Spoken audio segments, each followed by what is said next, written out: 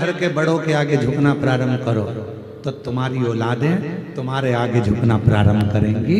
हम झुकेंगे तब कोई झुकेगा, हम नहीं झुकेंगे तो कोई नहीं झुकेगा। थोड़ा हमको झुकना पड़ेगा, थोड़ा हमको। आवाज नहीं आ रही, धीमा बोल रहे हैं तो आवाज बंद हो जा रही है।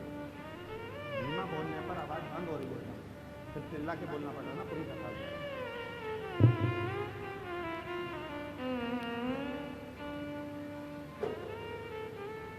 जब हम झुकेंगे तो आने वाली पीढ़ी झुकेगी, और हम नहीं झुकेंगे तो वो झुकने वाली नहीं। इसलिए शरीर और संस्कार दोनों ही बड़े प्रबल हैं। शरीर की सुंदरता से ज्यादा जरूरी है संस्कारों की सुंदरता।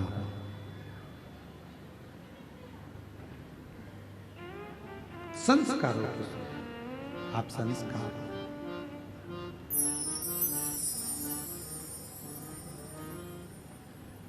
और महादेव नमन चरणों में स्वीकार कीजिए, सबका किया है मेरा उद्धार कीजिए, उद्धार कीजिए। है त्रिपुंडधारी, हे त्रिशूलधारी, हे त्रिपुंडधारी, हे त्रिशूलधारी। चरणों में तेरे बाबा जी पावन है चारों धाम। चरणों में तेरे बाबा जी पावन है चारों धाम। तेरी देव करते वंदना, पूजे है सीताराम। तेरी देव करते वंदना, पूजे है सीताराम। हो जाए पूरी कामना, हो जाए पूरी कामना।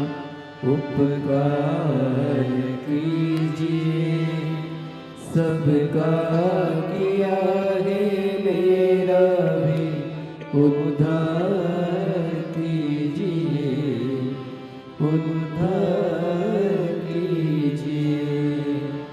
हे त्रिपुंडधारी, हे त्रिशूलधारी। अपने घर के बच्चों को संस्कार दो। शरीर की सुंदरता से ज्यादा जरूरी है संस्कारों की सुंदरता।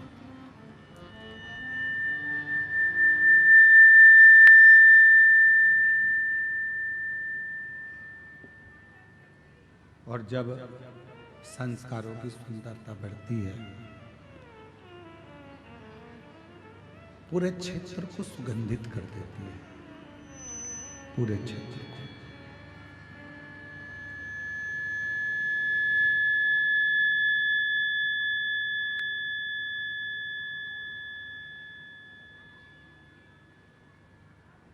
संस्कारों की सुंदरता केवल घर तक सीमित नहीं रहती है। संस्कारों की सुंदरता पूरे क्षेत्र को, समाज को, अपने रिश्ते को, अपने नातों को, अपने कुटुंब को, सबको श्रेष्ठ बना देती है, सबको श्रेष्ठ। देखिएगा जरा महापुराण का एक कितना सुंदर व्याख्यान है। सूर्यदेव के पुत्र हैं श्री शनि महाराज, और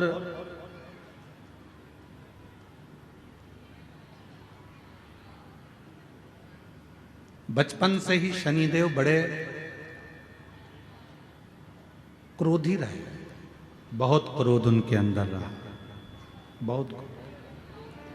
कुछ भी देखते थे गुस्सा कर देते थे, कुछ भी बोल देते थे। अब धीरे धीरे धीरे धीरे शनिदेव महाराज का स्वरूप बढ़ता चलेगा। कभी माता को अपशब्द कह देते, कभी पिता को अपशब्द कह देते, कभी भाई को अपशब्द कह देते, कभी बहन को अपशब्द कह देते। किसी न किसी रूप में वो एक दूसरे को कुछ ना कुछ बोल देते। इतनी उद्दंडता बाबा शनि महाराज जी कर देते थे, माता पिता से ऐसा ऐसा कह देते थे कि माता पिता के हृदय में भी कछोटपन उत्पन्न हो जाता था। कोई देवता शनिदेव को सम्मान नहीं देते थे, कोई भी। पंडाल की आवाज बढ़ाओ। कोई देवता शनिदेव को सम्मान नहीं दे पाते थे, और जब शनि महाराज को सम्मान नहीं मिलता था तो शनिदेव और ज्यादा उद्दंड हो जाते।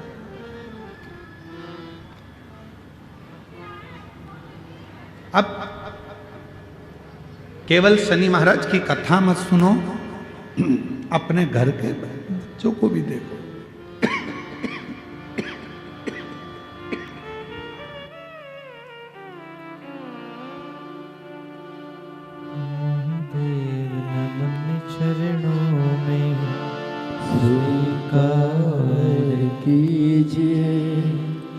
सबका किया है केवल अपने घर के शंभु शंभु शंभु शंभु शनि महाराज जी की केवल कथा ना सुने, अपने घर के बच्चों को भी देखें।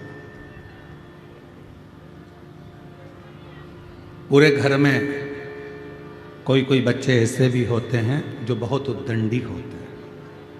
माँ समझा रही है नहीं मान रहे, पिता समझा रहे हैं नहीं मान रहे, रिश्तेदार आए दिन कोई ना कोई बात लेकर आ जाते हैं, कोई ना कोई बात लेकर।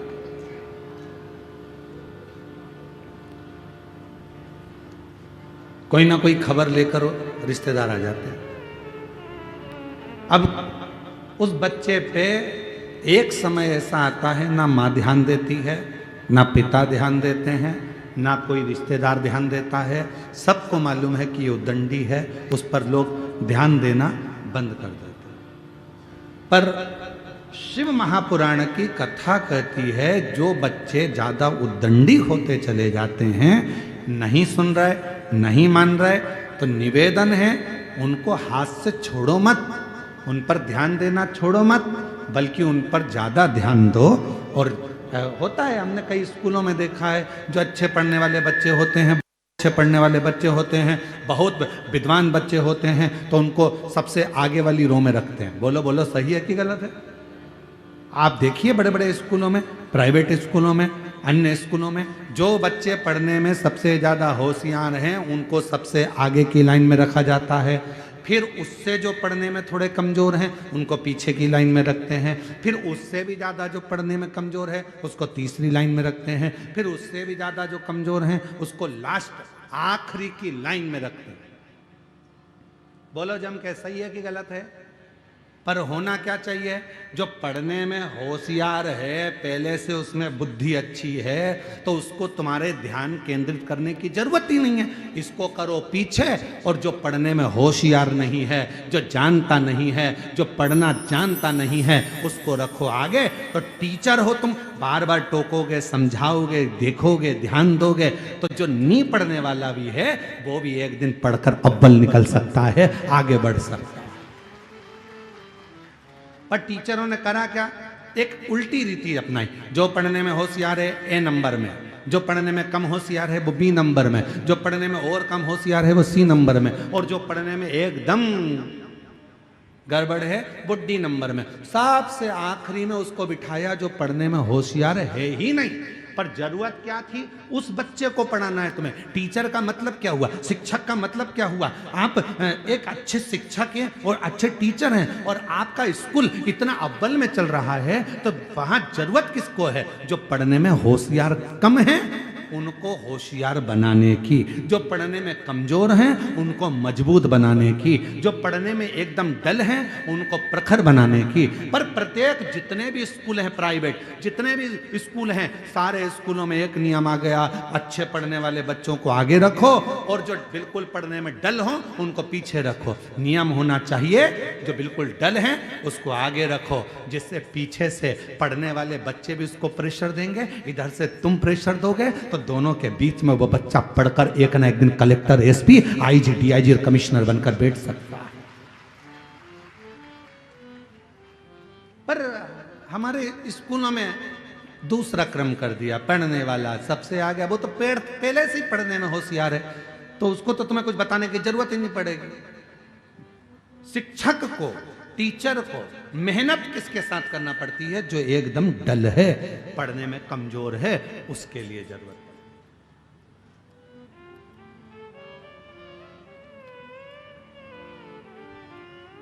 पर उल्टी रीति है, सारे अच्छे पढ़ने वाले आगे बैठ जाओ, खुश। अब जो बिल्कुल डल है, पढ़ने में कमजोर है, वो पीछे क्या करेगा? उसको तो मालूम है सर इसी को रिस्पांस दे रहा है, इसी को आगे देख रहा है, इसी को स्टूडेंट का सब करता धरता बना दिया, इसी से पूछते हैं, इसी को बताते हैं, इसी को लिखाते हैं, इसी को आगे करते हैं, तो वो बच्चा और उद्दंड होते चले जाता है, फिर वो पढ़ता भी नहीं है, ध्यान भी नहीं देता। ये शिक्षक की जरूरत है कि उस बच्चे को अव्वल कैसे बनाना है, ये शिक्षक की जरूरत है, उसको श्रेष्ठ कैसे बनाना है, ये शिक्षक की जरूरत है, उसको उज्जवल कैसे बनाना है, उसके भाग्य को कैसे प्रबल करना है, कैसे उज्जवल बनाना है, ये शिक्षक।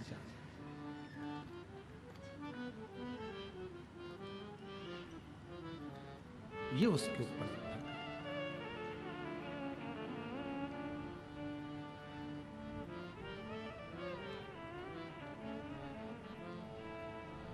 स्कूल में एडमिशन देना है,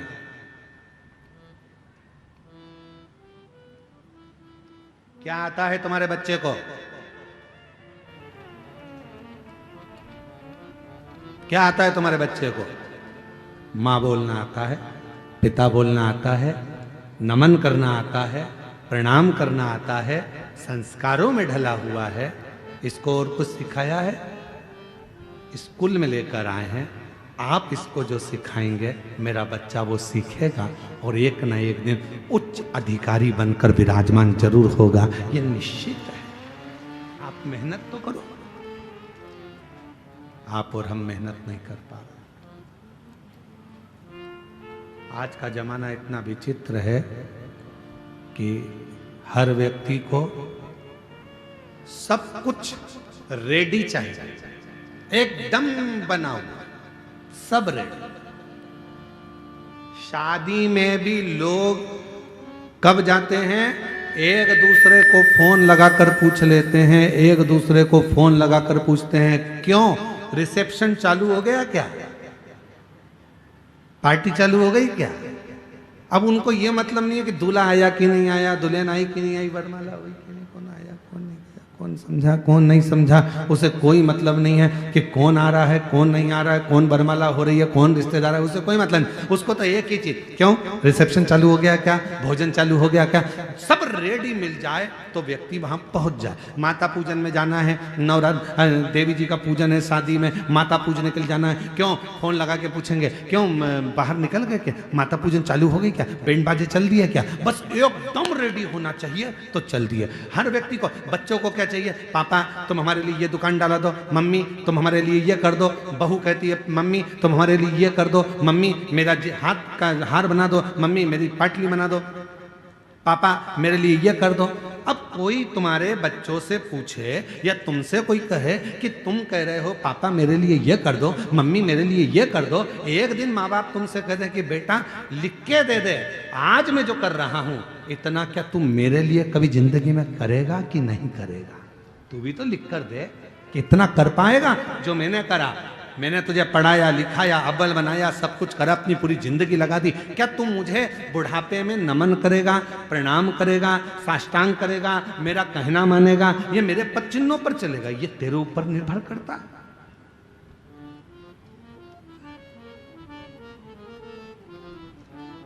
और हम वंचित हैं, वंचित।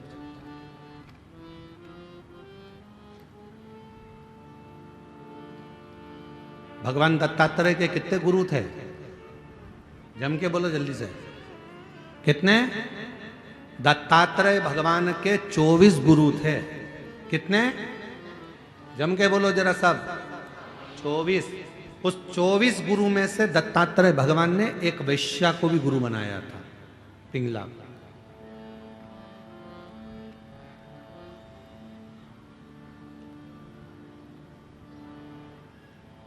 दत्तात्रेय भगवान के 24 गुरु में से एक गुरु दत्तात्रेय भगवान पिंगला वैश्या को भी बनाते।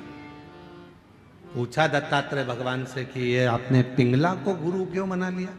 आपके 24 गुरु में से पिंगला को गुरु आपने बनाया? हाँ, क्यों?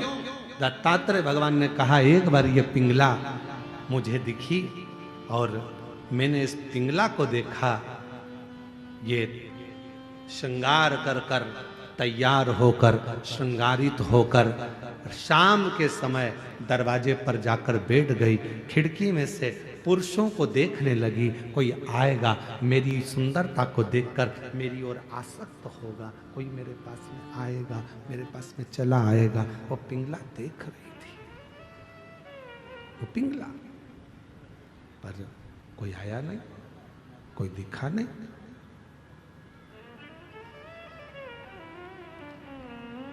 एक दिन निकल गया, दूसरा दिन आया, दूसरे दिन भी कोई नहीं पहुंचा, कोई नहीं, तीसरे दिन भी कोई नहीं पहुंचा। आखिरी में पिंगला को गुस्सा आ गया और पिंगला ने विचार करा कि मैं रोज सज धज कर पुरुष का इंतजार करती हूं, कोई आता नहीं है, अगर इतनी सज धज कर यदि उस परमात्मा का इंतजार करती तो एक दिन मेरा भगवान देवाधिदेव महादेव जरूर आ जाता। इंतजार करती तो वो शिव उसका यदि इंतजार किया होता तो वो जरूर पहुंच जाता, बहुत पहुंच जाता। बस उस पिंगला ने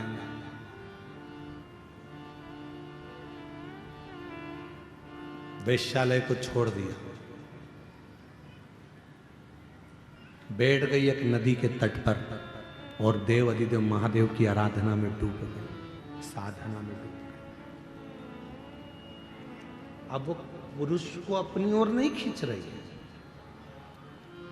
अब वो पुरुष को अपनी ओर लेकर नहीं आ रही, अब वो परमात्मा को अपनी ओर लेकर आ रही। तो दत्तात्रेय भगवान ने 24 गुरु में से एक गुरु पिंगला वैश्या को बनाकर यह उपदेश दिया है, ये ज्ञान दिया है, ये बताया है कि आप जो कुछ भी श्रृंगारित हो, आप जो कुछ भी करो, घर में अगर भोजन भी बना रहे हो तो अपने पति के लिए, अपने बच्चों के लिए बना रहे हो तो ये सोचकर बनाए कि मैं अपने अपने पति या अपने बच्चों के लिए नहीं,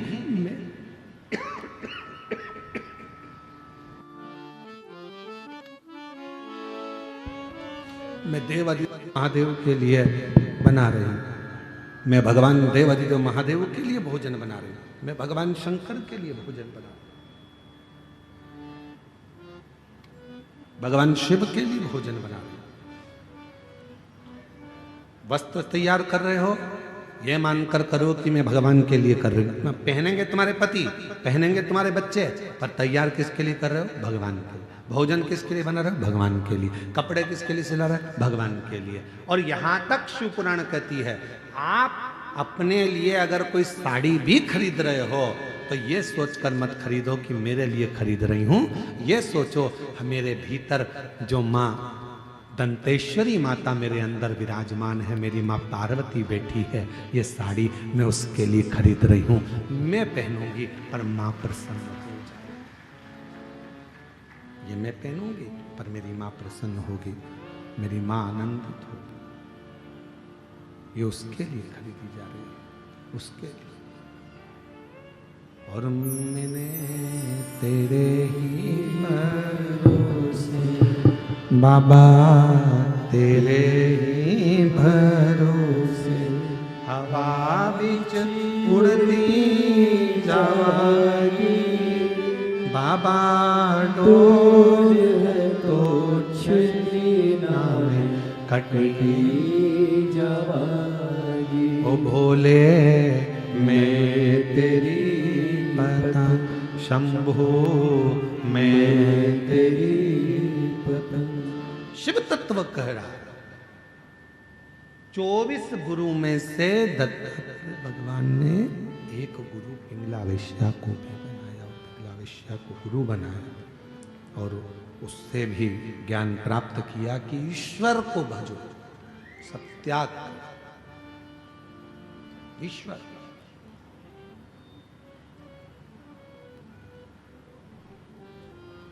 जरा उत्तर दीजिएगा आप लोग सभी।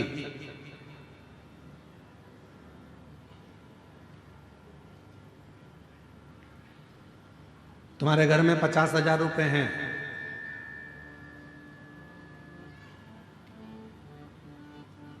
कोई बीमार पड़ गया घर के अंदर, हॉस्पिटल लेकर चले गए, इलाज चालू हो गया,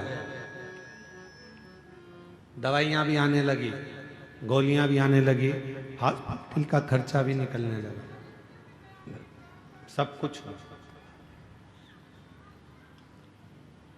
अब डॉक्टर ने तुमसे कह दिया कि इसकी अंतिम सांसें चल रही है और इसके पास में अब समय नहीं है, और तुम डॉक्टर से कहो कि गुरु डॉक्टर साहब मेरे से 1 लाख रुपए ले लो, मेरे से 2 लाख रुपए ले लो, मेरे से 5 लाख रुपए ले लो, मेरे से 4 लाख रुपए ले लो, इसको ठीक कर दीजिए, इसको थोड़ा सही कर दीजिए, ऐसी कृपा कर दीजिए कि ये बिल्कुल ठीक हो जाए, ऐसा कुछ कर दो, मेरे से पैसे ले लो और इसको ठीक कर दो। भगवान भोलेनाथ कृपा करो, इसको ठीक कर दो, मेरे से 2 लाख रुपए ले लो, 5 लाख रुपए ले लो, परंतु इसको ठीक कर दो। अब उस जगह पर पैसा काम नहीं आएगा, उस जगह पर तुम्हारा धन काम नहीं आएगा।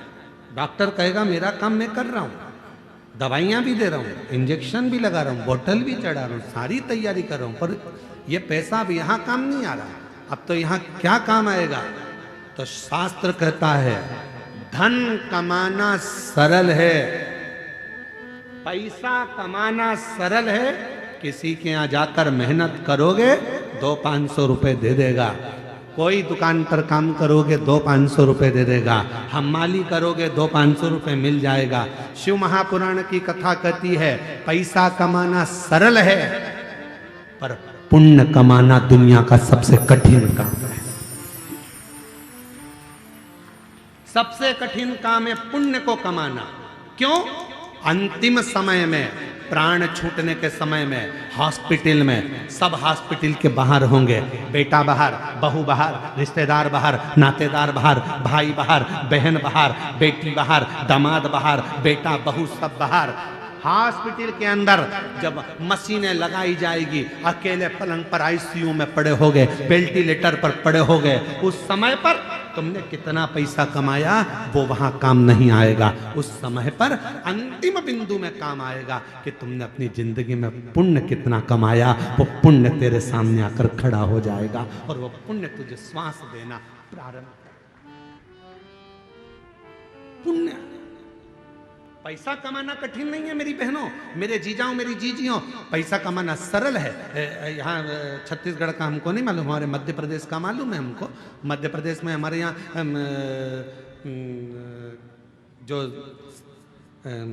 गरीबी रेखा के अंतर्गत आते हैं उनको गेहूं फ्री मिलता है, कम शुल्क में शक्कर मिलती है, कम शुल्क में निःशुल्क, कम पैसे में, थोड़े बहुत पैसे में उनको गेहूं मिलता है, उनको शक्कर मिलती है, उनको तेल मिलता है। यहाँ मिलता है? अरे बोलो तो जम के, आवाज नहीं आई, और जम के बोलो। मिलता है। झोला लेके तुम सीधे दुकान पर पहुंच गई, जहां पर मिलता है वहां पहुंच गई, वो दे देगा क्या तुमको? जम के तो बोलो, नहीं देगा। क्या कहेगा? डायरी ला। वो कौन सा एक डायरी होती है, पीली पीली है, परमिट, आधार कार्ड, राशन कार्ड। हाँ, परंतु राशन कार्ड भी पीला और लाल ऐसा कुछ चलता है कि वो उसी पे दवाई की व्यवस्था होती है, उसी पे फ्री में इसकी व्यवस्था होती है, ऐसे ही ना कुछ। तो वो कार्ड लेकर जाओगे तो तुमको फ्री में चावल मिल जाएगा, धान मिल जाएगी, फ्री में शक्कर मिल जाएगी, फ्री में तुमको तेल मिल जाएगा। वो कार्ड तुम्हारे पास में होना चाहिए। और अगर कार्ड नहीं है, कार्ड है तो हॉस्पिटल में भी तुमको पूरी व्यवस्था मिल जाएगी। कार्ड है तो इतने लाख तक की तुम्हारी बीमारी का खर्चा सरकार उठाएगी। क्यों?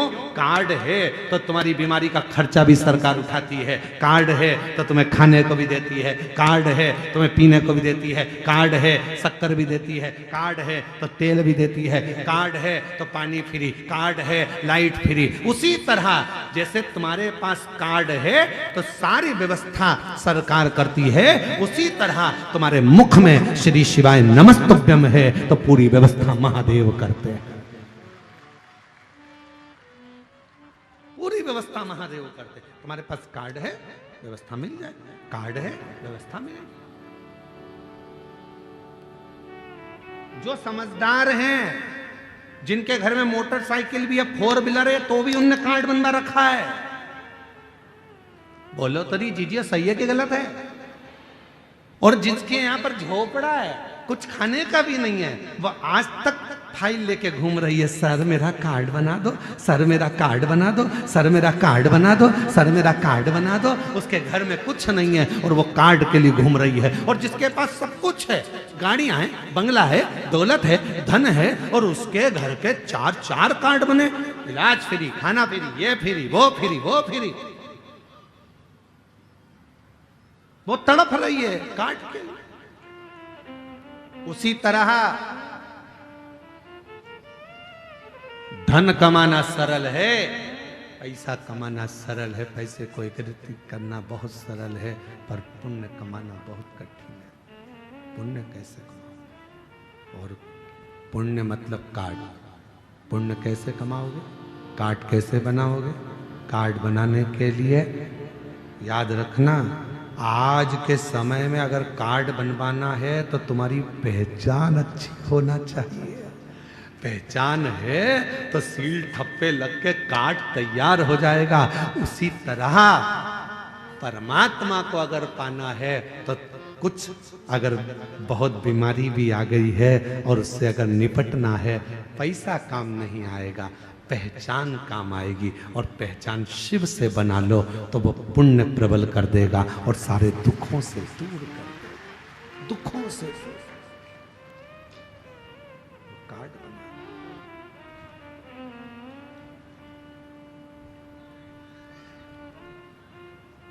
बहुत दिन हो गए शिव से बिछड़े, बहुत दिन हो भोले से बिछड़े, भोले से बिछड़े, शंभू से बिछड़े, भोले से बिछड़े, शंभू से बिछड़े, भोले से बिछड़े, शंभू से बिछड़े, भोले से बिछड़े, शंभू से बिछड़े, बहुत दिन हो गए भोले से बिछड़े, बहुत दिन हो गए भोले से बिछड़े, बहुत दिन हो गए भोले से बिछड़े, बहुत दिन हो गए भोले से बिछड़े। पैसा मूल नहीं है,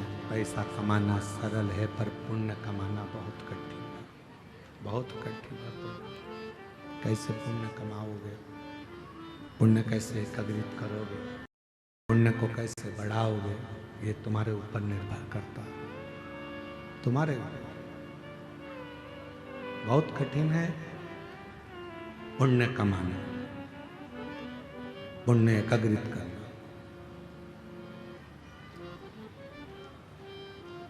सारे तीर्थ में जाने के लिए धन की जरूरत पड़ती है। सारे तीर्थ में जाने के लिए धन की जरूरत पड़ती है। सारे तीर्थ जाने के लिए पैसे की जरूरत पड़ती है। सारे धाम तीर्थ जाने के लिए धन की जरूरत पड़ती है। केवल एक कुबरेश्वर धाम ऐसा है सीहोर, जहां जाने के लिए पैसा नहीं, बाबा से मन लगाने की जरूरत पड़ती है। दिल होगा, बाबा व्यवस्था कर। वहां अगर जाने का मन बन जाता है, बन गया जाने का, तुम्हारा विचार हो गया, तुमने दिल लगा लिया भगवान शिव जी से, बाबा भोलेनाथ जी से तुमने दिल जोड़ लिया, तो फिर वो व्यवस्था कर देता है सब। कहीं ना कहीं से ऐसा धन ला कर दे देगा, पैसा ला कर दे देगा कि तुम शिव के धाम पहुंच जाओ, भगवान शंकर के पास पहुंच जाओ, शिव की चौखट पर पहुंच जाओ। कथा कर रही, शिव पुराण कह रही, पुण्य बढ़ाए, पुण्य, और जब पुण्य बढ़ेगा तभी शिव कृपा करेगा। भगवान भोलेनाथ शंभू, जब पुण्य बढ़ेगा। आवाज बढ़ाओ, ग्राउंड में आवाज नहीं है, लोग चिल्ला रहे।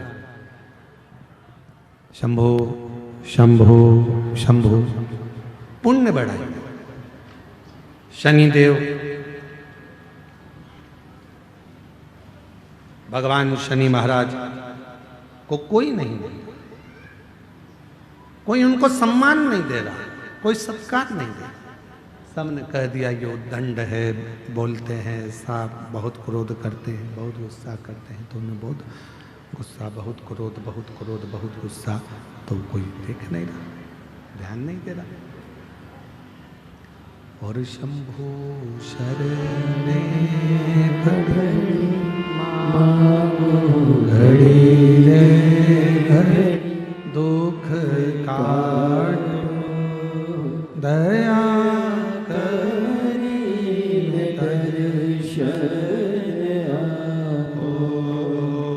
शंभू शरण पड़ी मांगो घड़ी रे घड़ी, दुख काटो दया करीने दर्शन आओ।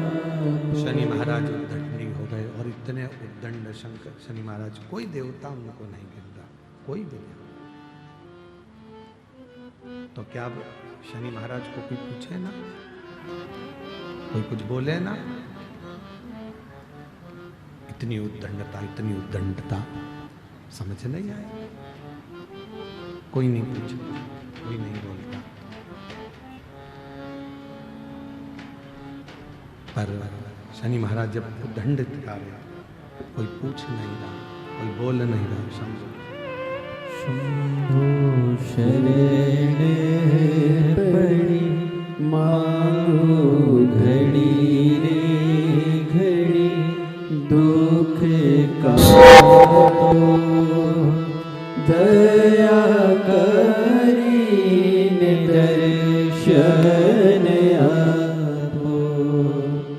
शंभू शरण पड़ी मांगो घड़ी रे घड़ी, दुख काटो दया करीने दर्शन आपो। शनि महाराज ने उद्दंडता करी, इतनी उद्दंडता करी, कोई देवता उनको पूछ नहीं। अब शनि महाराज ने विचार कर लिया कि यदि कोई पूछ नहीं रहा, कोई जान नहीं रहा, तो शनि महाराज ने तब सूर्य नारायण भगवान के कहने पर, भगवान सूर्य नारायण के बोलने पर शंकर भगवान की आराधना और साधना करना प्रारंभ किया, शिव किया।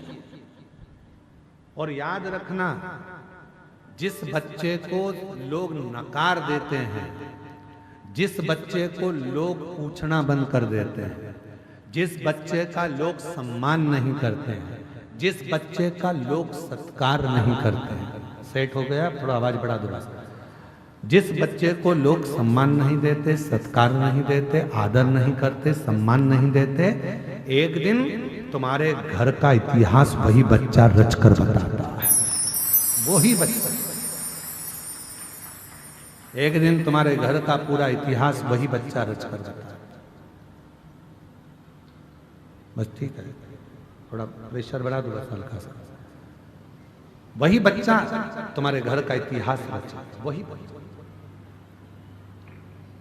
अपनी बहनों में भी देखो, जिस बहन को लोग अच्छा नहीं मानते, ये कोई काम की नहीं है, इसको कुछ नहीं आता, ये ऐसी है, जिसको पूरे घर के लोगों ने नकारा, उसका ससुराल इतना जोरदार मिलता है कि लोग भी देखते रह जाते, बहन का ससुराल इतना, वो तो ऐसी है, दिखने में भी अच्छी नहीं लगती है और रंग भी सांवरा है और ना उसको ये आता है ना वो आता है। मैं तो इतनी पढ़ी लिखी, मैं इतनी एजुकेटेड, और मालूम पड़े तेरे को मिल गया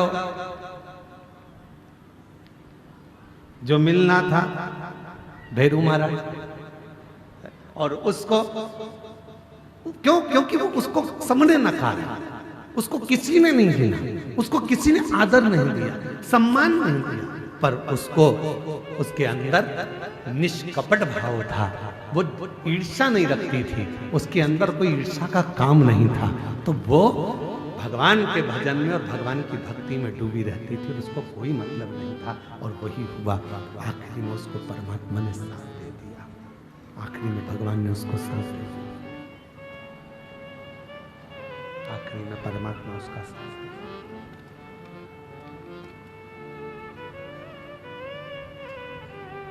जिसको दुनिया नकार देती है, जिसको दुनिया स्वीकार नहीं करती, फिर एक दिन वही कुछ अच्छा कर दिखा, कुछ अच्छा। शनि महाराज के पिताजी ने, सूर्य भगवान ने कह दिया, शनि तुम एक काम करो कि तुम्हें कोई नहीं पूछता तो तुम भगवान शिव की आराधना करो, और मेरी बेटियों, बेटाओं, मेरी जीजियों, मेरे जीजाओं, मेरे भाई, मेरे माता पिता, बुजुर्गों के चरणों को नमन कर कर कहता हूं, जब पूरे घर के लोग आपको नकार दें, मेरे बुजुर्ग माँ बाप से भी निवेदन है, तुम्हारे घर के बच्चे, तुम्हारी बहुएं भी अगर तुमको ना पूछें, उनसे भिड़ने की, लड़ने की जरूरत नहीं है। आप एक काम करो, चुपचाप रहकर शंकर जी का श्री शिवाय नमस्तुभ्यम भजना प्रारंभ करो। एक दिन मेरा भोला बाबा ऐसा समय लाएगा कि जो तुमको नकार रहे हैं, एक दिन तुम्हारे चरणों में बैठकर तुमसे ज्ञान प्राप्त करेगा। आप उसको भजो, आप उसका स्मरण करो, आप उसकी भक्ति करो। बोलबम का नारा है, प्रेशर बढ़ाओ, प्रेशर, बस, बाकी साउंड सिस्टम ठीक है, प्रेशर बढ़ा दो, बाहर का भी और अंदर का।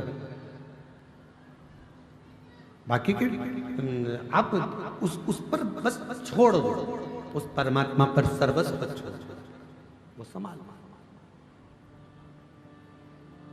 बहुत दिन हो गए भोले से बिछड़े।